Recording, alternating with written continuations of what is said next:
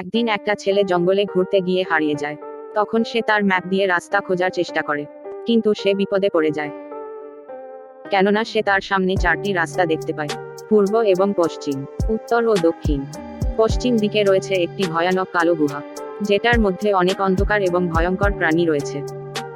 পূর্ব দিকে রয়েছে একটি কুয়া, যেটার মধ্যে অনেকগুলো ভালো শার্ক রয়েছে। আর বাম দিকে রয়েছে একটি আগুনের গুহা, যেটা থেকে লাভা বের হচ্ছে। এটা খুবই ভয়ঙ্কর। আর ডান দিকে রয়েছে একটি বড় পাহাড়, যেটাকে পেরিয়ে যাওয়া অসম্ভব। এখন তোমাদেরকে বলতে হবে যে লোকটা কোন দিকের রাস্তা বেছে নিবে বাড়ি ফেরার জন্য।